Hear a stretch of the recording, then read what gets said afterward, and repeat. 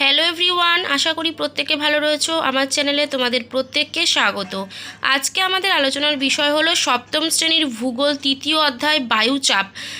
তো এই চ্যাপ্টার থেকে যে সমস্ত কোশ্চেনগুলো খুব ইম্পর্টেন্ট, তো সেই সমস্ত কোশ্চেনগুলো লাইন খুঁটিয়ে কিন্তু প্রতিটা প্রশ্ন উত্তর এখানে করানো রয়েছে এই ভিডিওতে। তো তোমরা যারা চ্যানেলে নতুন অবশ্যই কিন্তু চ্যানেলটিকে সাবস্ক্রাইব করে রাখবে পরবর্তী ভিডিওগুলো দেখার জন্য। ভিডিওটা ভালো লাগলে অবশ্যই একটা লাইক করে বন্ধুদের সাথে শেয়ার করো। তো চলো আলোচনাটা শুরু করা যাক। আজকে আমাদের আলোচনার বিষয়বস্তু হচ্ছে সপ্তম শ্রেণীর ভূগোল তৃতীয় অধ্যায় বায়ুচাপ। তার যে প্রতিটা চ্যাপ্টার মানে প্রতিটা পেজ থেকে আর কি খুব খুঁটিয়ে কিন্তু প্রশ্ন উত্তর করা রয়েছে। এই প্রশ্ন উত্তরগুলো করলে তোমাদের আশা করি পরীক্ষায় কোনো সমস্যা হবে না। তো চলো দেখে নিই পেজ নম্বর 29 থেকে যে সমস্ত কোশ্চেনগুলো রয়েছে। দেখো, ফার্স্ট কোশ্চেন বলছে বাতাসের বৈশিষ্ট্যগুলো লেখো।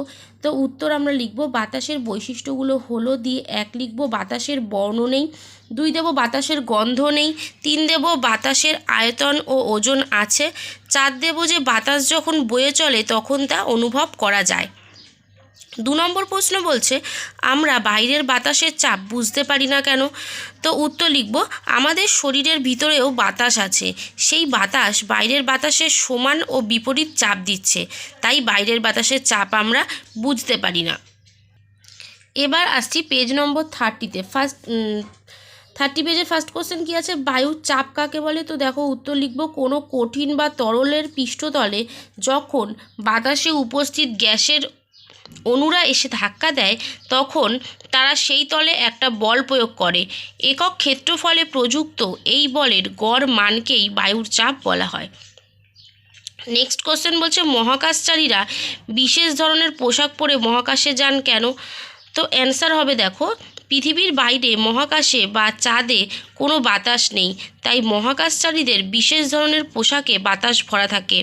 তা না থাকলে আমাদের শরীরের ভিতরের বাতাসের চাপে শিরাধমনী ফেটে যেতে পারে। এবার আসছি আমরা পেজ নম্বর 31 থেকে যে সমস্ত কোশ্চেনগুলো আছে। তো দেখো, উচ্চতা বাড়ার সঙ্গে সঙ্গে বায়ুর চাপ ও উষ্ণতা কি হয়। তো উত্তর হবে কমতে থাকে।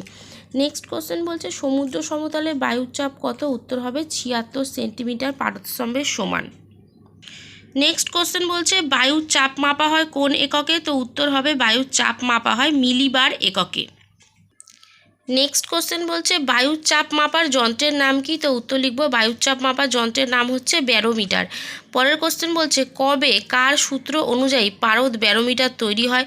তো 1643 সালে টরিসেলির সূত্র অনুযায়ী পারদ ব্যারোমিটার তৈরি হয়। এবার আসছি পেজ নম্বর 32-তে। ফার্স্ট কোশ্চেন বলছে গঙ্গা নদীর উৎস কোথায়। উত্তর লিখব হিমালয়ের গোমুখ গুহা থেকে গঙ্গা নদীর উৎপত্তি। তারপরের প্রশ্ন ছিল যে উঁচু পার্বত্য অঞ্চলে চাল ডাল সিদ্ধ হতে বেশি সময় লাগে কেন। উত্তর লিখব উঁচু পার্বত্য অঞ্চলে বায়ুর চাপ কম থাকার কারণে কম উষ্ণতায় জল ফুটতে শুরু করে, তাই চাল ডাল সিদ্ধ হতে বেশি সময় লাগে। এবার আমরা আসছি পেজ নম্বর 33 থেকে কোশ্চেনে। তো বলছে যে মাউন্ট এভারেস্টের উচ্চতা কত। উত্তর হবে 8848 মিটার। নেক্সট কোশ্চেন বলছে পর্বতারোহীরা অক্সিজেন সিলিন্ডার নিয়ে যান কেন। অ্যান্সার লিখব উঁচু পার্বত্য অঞ্চলে অথবা বেশি উচ্চতায় বাতাসের পরিমাণ কম হওয়ায় বাতাসে অক্সিজেনের পরিমাণও এত কমে যায় যে শ্বাস নিতে কষ্ট হয়।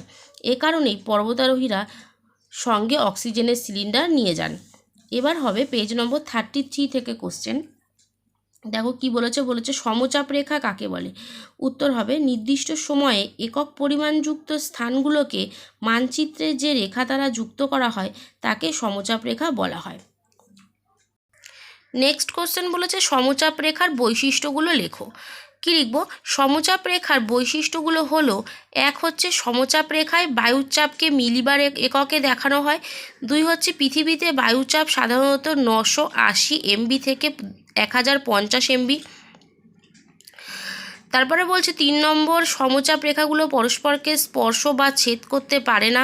4 নম্বর হচ্ছে সমচাপ রেখাগুলো যেখানে পরস্পরের খুব কাছে চলে আসে সেই অঞ্চলে বায়ুচাপের পার্থক্য বেশি। এবার আসছি পেজ নম্বর 35 থেকে। বলছে বায়ুর উচ্চচাপ ও নিম্নচাপের পার্থক্যগুলো লেখো। তাহলে লিখব বায়ুর উচ্চচাপ ও নিম্নচাপের পার্থক্যগুলো হলো এক হচ্ছে যে সমস্ত অঞ্চলে বায়ুর উষ্ণতা কম, অর্থাৎ পৃথিবীর শীতল অঞ্চলগুলোতে বায়ুর উচ্চচাপ দেখা যায়। আবার যে সমস্ত অঞ্চলে বায়ুর উষ্ণতা বেশি, অর্থাৎ উষ্ণ অঞ্চলগুলোতে বায়ুর নিম্নচাপ দেখা যায়। 2 নম্বর পয়েন্ট হচ্ছে উচ্চচাপের বায়ু শীতল হওয়ায় বায়ু সংকুচিত হয়, আর নিম্নচাপের বায়ু উষ্ণ হওয়ায় বায়ু প্রসারিত হয়।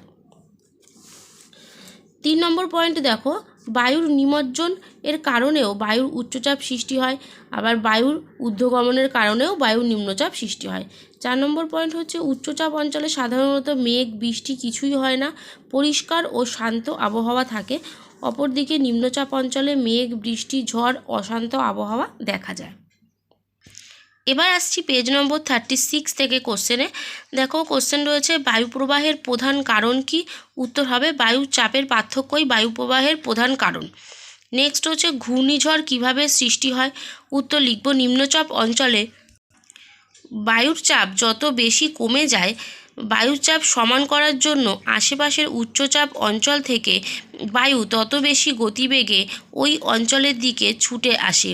প্রবল বেগে ছুটে আসা বাতাস বিধ্বংসী রূপ নিলে তাকে ঘূর্ণিঝড় বলে। তাহলে সপ্তম শ্রেণীর ভূগোল 3য় অধ্যায়ের সমস্ত কোশ্চেন অ্যান্সার কিন্তু এই ভিডিওতে আমি করিয়ে দিলাম।